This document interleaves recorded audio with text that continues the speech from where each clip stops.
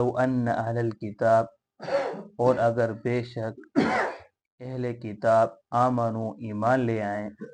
واتقو اور ڈر جائیں، لکفرنا عنہم سیئاتہم، البتہ ہم مٹا دیں گے ان سے ان کے گناہوں کو، وَلَأَدْخَلْنَاهُمْ، اور البتہ ہم ان کو داخل کریں گے، جنات النعیم، نعمتوں والے باغات میں، وَلَوْ أَنَّهُمْ، اور اگر بے شک وہ اقاموا التورات، قائم کریں تورات کو، والانجیل، اور انجیل کو، وما انزل الیہم من ربہم، اور جو اتاری گئی ہے ان کی طرف ان کے رب کی طرف سے، لأکلوا من فوقہم ومن تحت ارجلہم، البتہ وہ کھائیں گے اپنے اوپر سے، ومن تحت ارجلہم، اور اپنے نیچے سے، منہم امہ، ان میں سے ایک گروہ، مقتصدہ، درمیانے راستے پر چلنے والا ہے، وَكَثِيرٌ مِّنْهُمْ، اور بہت سارے ان میں سے، سَاءَ مَا يَعْمَلُونَ، برے ہیں جو وہ کام کرتے ہیں۔ پیچھے اللہ تبارک و تعالیٰ نے یہودیوں کا تذکرہ فرمایا تھا، یہودی کس طرح ہیں، عیسائی کس طرح ہیں کہ وہ ایمان والوں کا، دین والوں کا مذاق اڑاتے ہیں اور بہت سے برے کام کرتے ہیں۔ آج کی آیات مبارکہ کے اندر اللہ تبارک و تعالیٰ ارشاد فرما رہی ہیں، اگر یہ سب کام چھوڑ دیں، دین کا مذاق اڑانا بھی چھوڑ دیں، اور پیغمبروں کا مذاق اڑانا بھی چھوڑ دیں، نماز کا مذاق اڑانا چھوڑ دیں، جتنا بھی برے ان کے کام ہے، حرام کرنا، گناہ کرنا، زیادتی کرنا، جتنا بھی کام ہے اگر یہ چھوڑ لیں، وَلَوْ أَنَّ أَهْلَ الْكِتَابِ آمَنُوا، یہ سارے ایمان لے آئیں، وَاتَّقَوْا، اور ڈر جائیں اللہ تعالیٰ کی نافرمانی سے اور پیغمبر کی نافرمانی سے، کیونکہ آپ صلی اللہ علیہ وسلم کی جو نبوت ہے وہ پوری امت کے لیے ہے۔ جتنا پہلے انبیاء کرام علیہ الصلوۃ والسلام آتے تھے وہ کسی خاص قوم کے لیے آتے تھے، ایک قوم کے لیے آتے تھے، پوری قوم کے لیے نہیں، پوری امت کے لیے نہیں آتے تھے۔ آپ علیہ الصلوۃ والسلام کی جو بعثت ہے وہ پوری امت کے لیے، قیامت تک آپ علیہ الصلوۃ والسلام نبی ہیں۔ اللہ تعالیٰ کا فرمان ہے، قُلْ يَا أَيُّهَا النَّاسُ إِنِّي رَسُولُ اللَّهِ إِلَيْكُمْ جَمِيعًا، اے پیغمبر آپ ان لوگوں کو کہہ دے کہ میں سب کے لیے نبی بنا کر بھیجا گیا ہوں۔ تبارک الذی نزل الفرقان علی عبدہ لیکون للعالمین نذیرا، پاک ذات ہے، بابرکت ہے وہ ذات جس نے قرآن پاک نازل کیا اپنے بندے پر جو تمام جہانوں کو ڈرانے والا ہے۔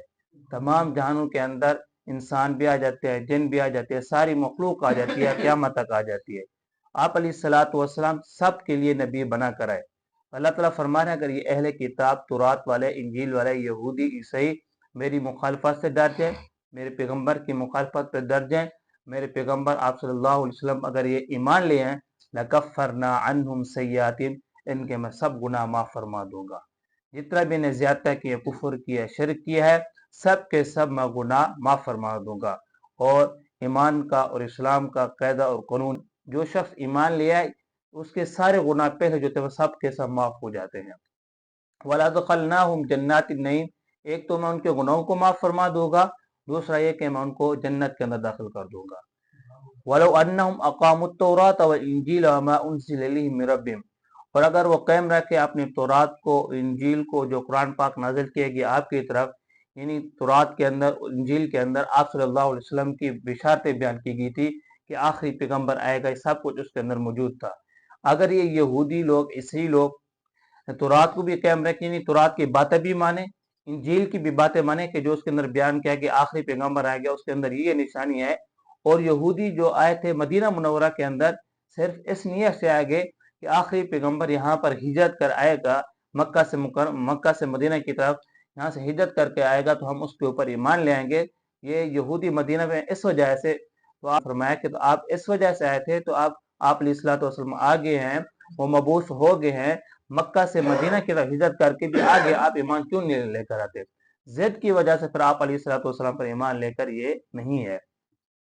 اگر اللہ تعالیٰ فرماتے ہیں وَمِن تَحْتِ أَرْجُلِهِمْ لَأَكَلُوا مِن فَوْقِهِمْ وَمِن تَحْتِ أَرْجُلِهِمْ، اگر تم ایمان لے کر آؤ، اپنی کتابوں کو بھی مانو، جو قرآن پر نازل کیا گیا ان کو بھی مانو، آپ علیہ الصلوۃ والسلام پر ایمان لے کر آؤ تو میں آپ کو اوپر سے بھی کھلاؤں گا، نیچے سے بھی کھلاؤں گا۔ اس کا مطلب یہ ہے کہ جو پھل، جو فروٹ ہے، ہم انسانوں سے اوپر لگتے ہیں، درختوں کے اوپر لگتے ہیں، اوپر لگتے ہیں، تو یہ بھی اللہ تبارک و تعالیٰ تمہارے لیے وافر مقدار کے اندر کر دیں گے۔ ومن تحت ارجلہم تمہارے نیچے سے بھی کھلائیں گے۔ اس کا مطلب یہ ہے کہ زمین سے اناج اگائیں گے، سبزیاں اگائیں گے، مختلف کی قسمیں زمین اگائیں گے۔ تو کتنا خوش قسمت ہیں وہ لوگ اللہ کی بات مانیں گے اور آپ علیہ الصلوۃ والسلام کی بات مانیں گے، اللہ تبارک و تعالیٰ ان کے لیے ہر چیز وافر مقدار میں کر دیں گے۔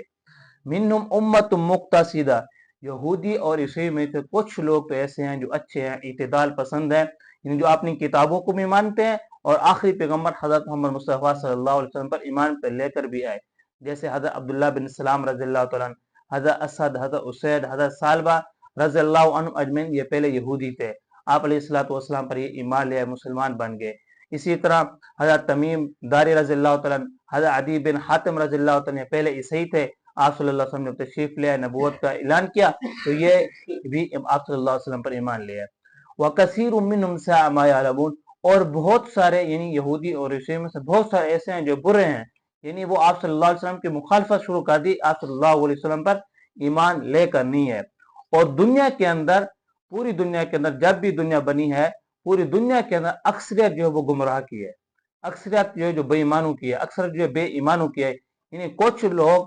مسلمان ہوئے لیکن اکثر گمراہ ہی رہی ہے۔ حضرت نوح علیہ السلام سے لے کر آج تک اس دور کے اندر بھی اکثر جو ہیں وہ گمراہ ہیں، اکثر جو ہیں کافر ہیں۔ مثال کے طور پر اگر دنیا کے 4 حصے کر دیا جائے تو 1 حصہ مسلمانوں کا ہے، 3 حصہ کافروں کے ہیں۔ اللہ تعالیٰ فرماتے ہیں وَكَثِيرٌ مِّنْهُمْ سَاءَ مَا يَعْمَلُونَ، بہت سارے ان میں سے ایسے ہیں جو برے ہیں، جو برے کام کرتے ہیں، اللہ تبارک و تعالیٰ ان کو کبھی بھی معاف نہیں فرمائیں گے۔ دعا ہے کہ اللہ تعالیٰ ایمان پر رکھے اور جب ہم اس دنیا سے چلے جائیں تو کلمے والی موت نصیب فرمائے۔